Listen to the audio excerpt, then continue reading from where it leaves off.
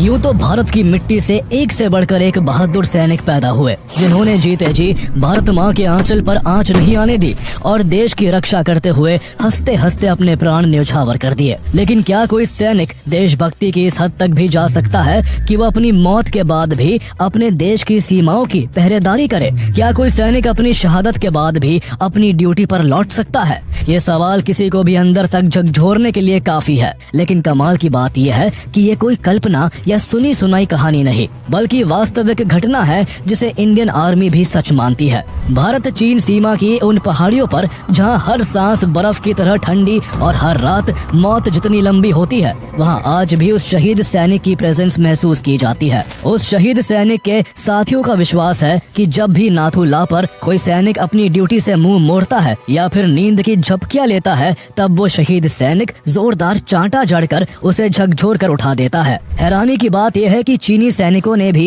India China border पर उनकी presence को कंफर्म किया है। ये कहानी है भारत के लेजेंडरी सोल्जर बाबा हरभजन सिंह की, जो मौत के बाद भी अपनी ड्यूटी निभाते रहे। और हैरानी की बात यह है कि इसके लिए उन्हें सैलरी भी दी जाती रही।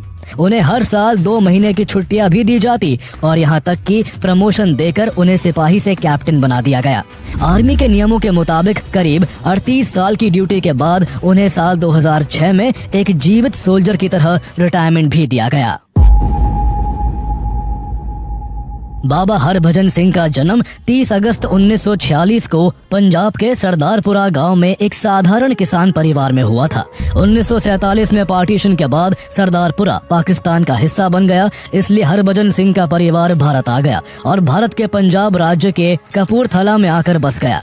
उनकी अपब्रिंगिंग ग्रामीण ट्रेडिशंस के बीच हुई, जहां हार्ड वर्क, ऑनेस्टी और डिसिप्लिन हर घर की पहचान थी। उन्होंने अपनी प्राइमरी एजुकेशन अपने गांव के ही एक स्कूल से पूरी की और फिर आगे की पढ़ाई के लिए उनका एडमिशन डीएवी हाई स्कूल में करवा दिया गया, जहां से मार्च 1965 में उन्होंने 10वीं की परीक्षा पास की। वो बिल्कुल साधारण परिवार से आए थे, लेकिन बचपन से ही उनके दिल में गहरी देशभक्ति की भावना थी। यही वो कारण था कि 10वीं परीक्षा पास करने के तुरंत बाद वो आर्मी की भर्तियों में जाने लगे और अपनी काबिलियत के दम पर उसी साल इंडियन आर्मी में शामिल हो गए। 30 जून 1965 को उन्हें कमीशन मिला और सिपाही के तौर पर उन्हें 14 राजपुताना राइफल्स में शामिल कर लिया गया। उस दौरान भारत और पाकिस्तान के बीच भयंकर युद्ध छिड़ा हुआ था और कहा जाता है कि उन्होंने उम्र कम होने के बावजूद इस युद्ध में वीरता दिखाते हुए दुश्मनों के दांत खट्टे कर दिए थे। उनकी बहादुरी को देखते हुए उनका ट्रांसफर 23rd पंजाब रेजिमेंट में कर दिया गया, जो सिक्किम में भारत चीन के सीमा पर रहकर देश की सुरक्षा करती थी। हरभजन सिंह को नाथू ला पास पर पोस्टिंग मिली, जो इंडिया और तिब्बत को जोड़ने वाला एक रिमोट और स्ट्रेटेजिकली वाइटल पॉइंट है। 1962 के सीनो इंडियन वॉर के बाद बॉर्डर पर सिचुएशन टेंस बनी रहती थी, इसलिए यहाँ तैनात सोल्जर्स को हर वक्त चाइनीज इंट्रूशन की संभावना की वजह से अलर्ट रहना पड़ता था। नाथू ला की खतरनाक चट्टानें, बर्फीले तूफान, ठंडी हवाएं और कम ऑक्सीजन हर दिन यहाँ तैनात सैनिकों की सहन शक्ति को टेस्ट करती थी। इतने मुश्किल हालात में यहाँ हरभजन सिंह को अपने साथियों के साथ काम चलाऊ बंकर्स में रहना पड़ता था। हरभजन सिंह के कंधों पर रिमोट आउटपोस्ट पर तैनात अपने साथियों तक फूड और एम्यूनिशन सप्लाई पहुंचाने की भी जिम्मेदारी थी। उन्हें ये सामान खच्चरों पर लाद कर भयानक ठंड में बर्फीले रास्तों पर कई किलोमीटर की यात्रा करके ले जाना पड़ता। बेशक परिस्थितियां बहुत ही खतरनाक थी, लेकिन वो अपनी ड्यूटी को पूरे डेडिकेशन के साथ निभाते। नाथू ला की जिंदगी करेज मांगती थी और हरभजन सिंह ने हर टास्क में इसे साबित करके दिखाया। यही वजह थी कि उनकी डेडिकेशन और सिंसेरिटी के चलते उनके साथी सिपाही और कमांडिंग ऑफिसर्स उनकी काफी इज्जत करते थे। लेकिन 4 अक्टूबर 1968 को उनकी जिंदगी में एक ऐसा भूचाल आने वाला था जिसकी कल्पना किसी ने बुरे सपने में भी नहीं की होगी। 4 अक्टूबर 1968 को हरभजन सिंह कई खच्चरों पर सामान लादकर बटालियन हेडक्वार्टर टेकुला से डेंगचूकला की ओर निकले। उस दौरान सिक्किम और वेस्ट बंगाल का नॉर्थ का इलाका लगातार हो रही भारी बारिश के कारण लैंडस्लाइड और फ्लड जैसे नेचुरल डिजास्टर से जूझ रहा था और इसने वहां की हजारों जिंदगियां निगल ली थी। रास्ता बर्फीला और काफी फिसलन भरा था, इसलिए हरभजन सिंह बहुत संभल कर चल रहे थे। लेकिन तभी अचानक उनका पैर फिसल गया और वो एक तेज धारा वाली नदी में जा गिरे। नदी के तेज बहाव के कारण वो काफी दूर तक बहते चले गए। चूंकि वो उस वक्त अकेले थे, इसलिए किसी को भी उनके साथ हुए हादसे का पता नहीं चल सका। जब देर रात तक भी हरभजन सिंह देंगचूकला नहीं पहुंचे तो उनके साथी सिपाहियों को किसी अनहोनी की आशंका होने लगी। उन्होंने इसकी खबर अपने हायर रैंक के अधिकारियों को दी। इसके तुरंत बाद हरभजन सिंह की खोज शुरू कर दी गई। लगातार 5 दिनों तक सर्च ऑपरेशन चलता रहा, लेकिन हरभजन सिंह कहीं नहीं मिले। अफसोस की बात यह थी कि उनके 5 दिनों तक न मिलने पर उन्हें भगोड़ा घोषित कर दिया गया। इससे उनके साथी काफी आहत हुए, क्योंकि वो जानते थे कि हरभजन सिंह मैदान छोड़ने वालों में से नहीं, बल्कि हर मुश्किल के आगे सीना तानकर खड़े रहने वालों में से थे। लेकिन तभी कहानी में एक एक्स्ट्राऑर्डिनरी ट्विस्ट आता है। जिस दिन उन्हें भगोड़ा घोषित किया गया, उसी रात प्रीतम सिंह नाम के सैनिक को एक अजीब सपना आता है। प्रीतम सिंह हरभजन सिंह के सबसे अच्छे दोस्त थे। प्रीतम सिंह के सपने में उस रात हरभजन सिंह आते हैं, जो उन्हें बताते हैं कि उनकी मृत्यु हो चुकी है। वो सपने में अपने दोस्त को ये भी बताते हैं कि उनकी मौत कैसे हुई थी और उनका शरीर इस वक्त कहाँ मिलेगा। जैसे ही सपना खत्म हुआ, प्रीतम सिंह हड़बड़ाकर उठ गए और भागकर अपने साथी सैनिकों को इस सपने के बारे में बताया। उनकी कहानी सुनकर हर कोई हैरान था। जहाँ कुछ सैनिक उसे बस प्रीतम सिंह के मन का वहम बताकर उनका मजाक उड़ाते हैं, तो वही कुछ सैनिक ऐसे भी थे जिन्हें ये सपना सच लगता है। वो फैसला करते हैं कि सपने में हरभजन सिंह ने जिस जगह पर अपनी बॉडी को बताया था, वो वहां जाकर देखेंगे। अगले दिन कुछ सैनिक सपने में हरभजन सिंह द्वारा बताई गई लोकेशन पर उन्हें खोजने के लिए पहुंच गए। वो अभी कुछ ही मीटर सर्च कर पाए थे कि तभी उन्होंने जो देखा, उसे देख उनकी आंखें खुली की खुली रह गई।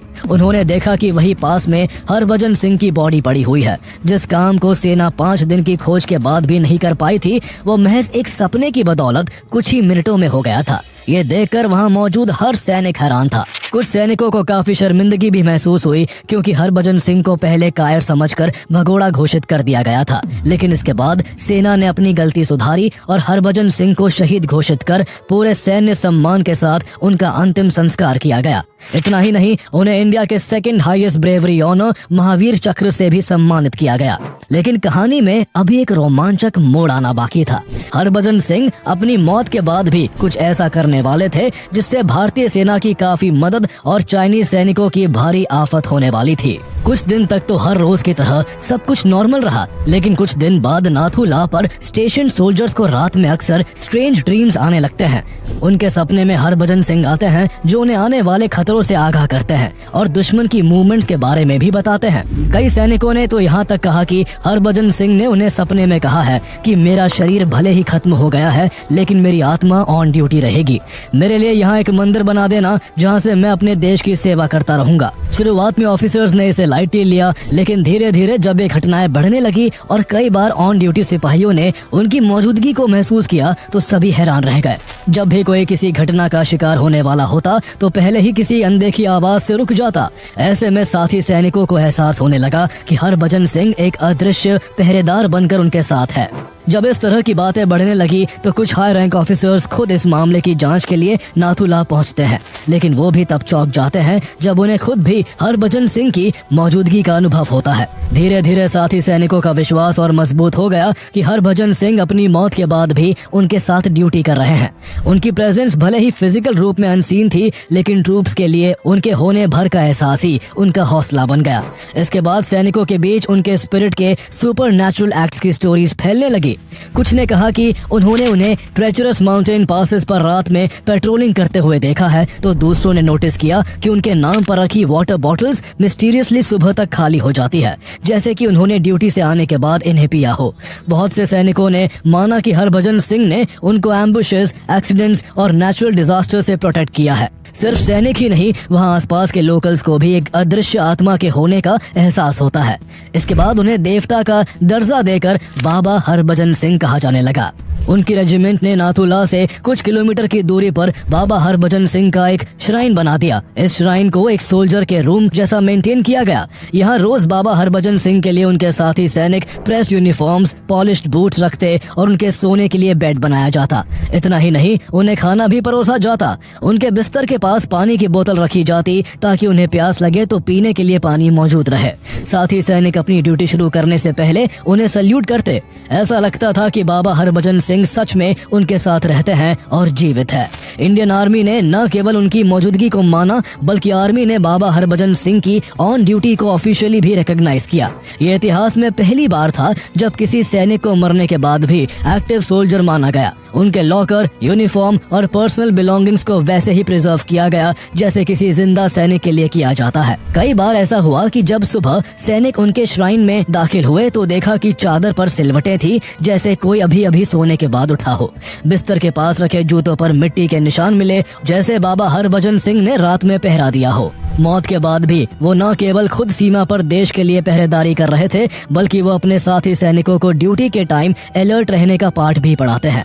अगर किसी जवान को ड्यूटी करते हुए झपकी आती तो उन्हें एक जोरदार थप्पड़ पड़ता। नाथूला पर पोस्टेड कोई भी सैनिक अगर ड्यूटी के दौरान लापरवाही बरतता तो बाबा हरभजन सिंह उसे झकझोर कर उठा देते थे। सैनिकों के लिए उनकी मौजूदगी एक प्रेरणा बन गई। उन्हें लगता कि जब एक सैनिक मरने के बाद भी अपनी ड्यूटी निभा रहा है तो उसे जिंदा रहते हुए ऐसा करने में जरा भी लापरवाही नहीं करनी चाहिए।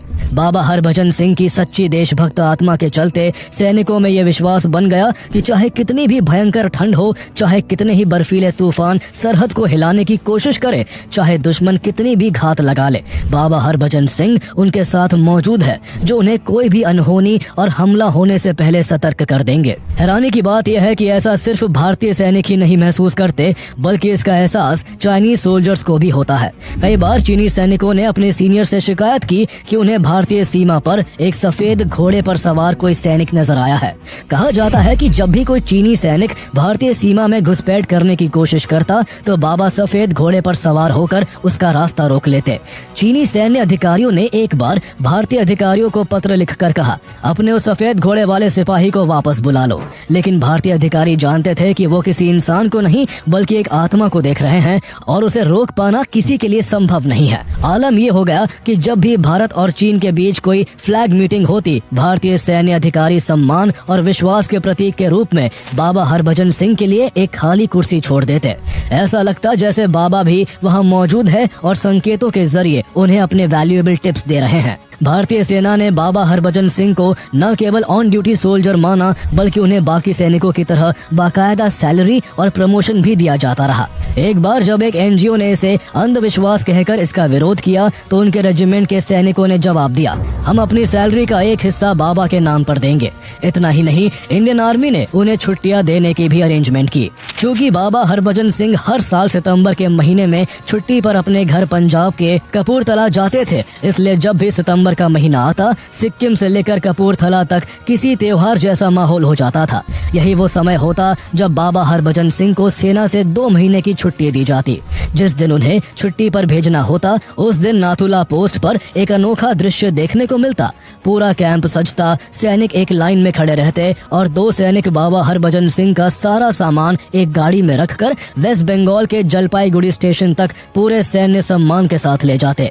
ट्रेन में उनके लिए बाकायदा एसी फर्स्ट क्लास में एक सीट बुक करवाई जाती। उनकी सीट पर उनकी वर्दी, जूते और तस्वीर रखी जाती। जब ट्रेन उनके शहर कपूरथला पहुंचती तो वहां बाबा के दर्शन के लिए लोगों का हुजूम उमड़ पड़ता। पूरा स्टेशन बाबा हरभजन सिंह अमर रहे के जयकारों से गूंज उठता। जैसे ही सैनिक ट्रेन से उनका सामान बाहर निकालते, भीड़ उसे छूने के लिए आगे बढ़ती। बाबा हरभजन सिंह की मां के लिए 15 सितंबर का दिन किसी सपने जैसा होता। वो उस दिन सुबह से ही अपने बेटे की तस्वीर के सामने बैठ जाती, बाबा हरभजन सिंह के लिए कपड़े सजाती और उनके कमरे को वैसे ही तैयार करती जैसे वो उनके जीवित रहते किया करती थी। 2 सेना के जवान उस दिन बाबा हरभजन सिंह का सामान उनके घर दे जाते और ऐसा माना जाता कि वो छुट्टियों के लिए वापस घर आ गए हैं। इसके बाद उनके घर में रौनक लौट आती। वहाँ लंगर लगाया जाता, लोग उनके दर्शन के लिए आते और पूरा गांव भक्ति में डूब जाता। लेकिन जिस दिन बाबा वापस ड्यूटी पर जाते, उनके घर के साथ साथ पूरा गांव सूना पड़ जाता। 15 नवंबर का दिन बाबा के वापस ड्यूटी पर लौटने का दिन होता। उस दिन 2 सैनिक उनके घर पहुंचते, कमरे से उनका सामान लेते और ट्रेन से उन्हें वापस ले जाते। जब बाबा हरभजन सिंह को छुट्टी पर भेजा जाता, सेना को विशेष रूप से अलर्ट कर दिया जाता और चौकसी बढ़ानी पड़ती। कई बार इंडिया चाइना के बीच जब बॉर्डर पर टेंशन बढ़ जाती तो उनकी छुट्टियों को कैंसिल भी कर दिया जाता। बाबा हरभजन सिंह की लेजेंड सिर्फ नाथुला के रोजमर्रा के रूटीन्स तक सीमित नहीं रही, ये मिलिट्री ऑपरेशंस और वॉर टाइम विजिलेंस तक फैल गई। चीनियों के साथ कई झड़प के दौरान बाबा हरभजन सिंह की ब्लेसिंग्स की स्टोरीज उनके रेजिमेंट में फैलने लगी। कई सोल्जर्स ने माना कि बाबा ने कई बार क्रिटिकल सिचुएशंस में उन्हें अलर्ट किया। बाबा हरभजन सिंह की मौत के बाद भी उनके परिवार को उनकी सैलरी दी जाती रही और उन्हें प्रमोशन भी मिलते रहे। समय के साथ उन्हें सिपाही से प्रमोट करके कैप्टन बना दिया गया। सेना के नियमों के तहत साल 2006 में बाबा हरभजन सिंह का टेन्योर खत्म होना था, इसलिए उसी साल उन्हें फॉर्मली इंडियन आर्मी से रिटायर कर दिया गया। हालांकि रिटायरमेंट के बाद भी बाबा हरभजन सिंह की आत्मा को बॉर्डर पर ही महसूस किया जाता रहा। ऐसे में माना गया कि जो देशभक्त सैनिक मरने के बाद भी अपनी ड्यूटी निभा रहा है, वो भला रिटायरमेंट जैसी फॉर्मेलिटी को कहाँ ही मानेगा। इसलिए उनके ऑफिशियल रिटायरमेंट के बाद भी उनकी सर्विस बदस्तूर जारी रही। उन्हें हर बार की तरह छुट्टियों पर भी भेजा जाता रहा। 2017 तक इंडियन आर्मी उन्हें पहले की तरह ही ट्रेन में सीट बुक करवाकर उनके घर भेजती रही। लेकिन 2017 में कुछ लोग इंडियन आर्मी पर अंधविश्वास फैलाने का आरोप लगाकर कोर्ट चले गए। इसके बाद बाबा को उनके घर भेजने का सिलसिला थम गया। माना जाता है कि बाबा हरभजन सिंह अब बिना किसी छुट्टी के 12 के 12 महीने नाथुला में ही ड्यूटी करते हैं। नाथुला में आज भी उनकी अखंड ज्योति जलती है। समय के साथ उनकी आस्था का दायरा सैनिकों से आगे बढ़कर आम लोगों तक भी पहुंचा। शुरू में जहां उनका मंदिर एक छोटे से बैरक में था, वहां एक भव्य मंदिर बना दिया गया, जहां 3 सैनिक बाबा के लिए उनके कपड़े, जूते, खाने का सामान, पानी की बोतल और उनका बेड तैयार करते हैं। बाद में डोकलाम से सिर्फ 4 किलोमीटर की दूरी पर बाबा हरभजन सिंह का एक और मंदिर बनाया गया, जिसे आज लोग न्यू बाबा मंदिर के नाम से जानते हैं। मंदिर के मुख्य कक्ष में बाबा हरभजन सिंह की पीतल की मूर्ति और उनकी युवावस्था की बड़ी तस्वीरें लगी हैं। जब उनकी मृत्यु हुई थी तब उनकी उम्र महज 22 साल थी। न्यू बाबा मंदिर चीन की सीमा से इतना करीब होने के बावजूद यहाँ दिन भर सैनिक और नागरिक बाबा के मंदिर में दर्शन के लिए आते रहते हैं। श्रद्धालु यहाँ प्रार्थना करते हैं और अपनी मनोकामनाएं व्यक्त करते हैं। मंदिर में रखी कॉपियों में लोग अपनी मन्नतें लिखते हैं और मानते हैं कि जब बाबा अपनी ड्यूटी पूरी करके लौटेंगे तो उसे पढ़कर उनकी हर इच्छा पूरी करेंगे। बाबा हरभजन सिंह के प्रति श्रद्धा और विश्वास का अंदाजा इसी बात से लगाया जा सकता है कि भारतीय सैनिक गैंगटॉक बेस से ड्यूटी पर जाते समय बाबा के मंदिर जाकर उनका आशीर्वाद लेना अपनी परंपरा मानते हैं। एक बार बाबा हरभजन सिंह के भाई रतन सिंह के मन में बाबा के घर में रहने को लेकर डाउट पैदा हो गया था। कहा जाता है कि इसके बाद बाबा हरभजन सिंह ने उनके सामने आकर उनका डाउट क्लियर किया। एक न्यूज चैनल से बात करते हुए रतन सिंह ने बताया कि जब वो एक खाट पर सोए हुए थे तो किसी ने उनके ऊपर चादर उड़ा दी। वो हैरान होकर उठ गए। तभी उनके सामने बाबा हरभजन सिंह प्रकट हो गए और बोले, मैं तुम्हारा भाई हूँ, डरने की कोई जरूरत नहीं है। इसके बाद रतन सिंह ने अपनी माँ की मौत के बाद घर के एक हिस्से में बाबा हरभजन सिंह का मंदिर बना दिया।